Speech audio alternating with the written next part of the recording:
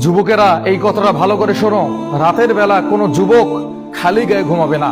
যখন কোনো যুবক রাতের বেলা খালি গায়ে ঘুমায় তখন তার কিন্তু বড় বড় দুটো ক্ষতি হয়। এই দুইটো ক্ষতি সম্পর্কে আপনি জানেন না, অথচ এই দুইটা ক্ষতি আপনার প্রতিনিয়ত হচ্ছে। এক নম্বরে, কোনো যুবক যখন খালি গায়ে ঘুমায় তখন তাকে বোবা জিন আসর করে। অনেক সময় আমরা দেখি আমাদের শরীরে কি যেন একটা ভর করেছে, আমাদের গলা টিপে ধরতেছে, কিন্তু আমরা এত চিল্লাচিল্লি করতেছি, এত নড়াচড়া করতেছি, কিন্তু তার সঙ্গে আমরা পারতেছি না, বা সে আমাদের কাছ থেকে চলে যাচ্ছে না। আমরা দেখতেছি যে আমার পাশে আরেকজন শুয়ে আছে, তাকে ডাকানোর চেষ্টা করতেছি, তাকে বলার চেষ্টা করতেছি, হাত পা নাড়ানোর চেষ্টা করতেছি, কিন্তু কাজ হচ্ছে না। কেননা তাকে বোবা জিনে ধরেছে। কোনো ব্যক্তি যখন খালি গায়ে ঘুমায় তখন এই বোবা জিন তার উপর আসর করে। দুই নম্বরে কি, আল্লাহর রহমতের ফেরেশতারা আপনাকে নিরাপত্তা দিবে না।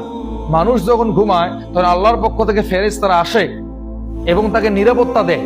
আর আপনি যখন খালি গায়ে ঘুমাবেন তখন আল্লাহর পক্ষ থেকে ফেরেশতারা কিন্তু লজ্জায় আপনার কাছে আসবে না। এই জন্য সমস্ত যুবকদের বলবো, কেউ খালি গায়ে ঘুমাবে না।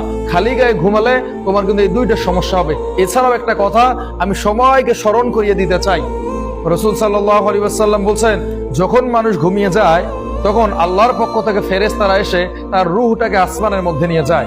আবার যখন ফজর হয় আল্লাহর পক্ষ থেকে ফেরেশতারা এসে এই রূহটাকে আবারও তার শরীরের মধ্যে ফিট করে দেয়। এই জন্য সে ঘুম থেকে উঠতে পারে। তো ঘুমটা হচ্ছে অর্ধমৃত্যু। এই জন্য রাতের বেলা কেউ খালি গায়ে ঘুমাবেন না, না হলে কিন্তু এরকম বড় বড় সমস্যার সম্মুখীন আপনাকে হতে হবে।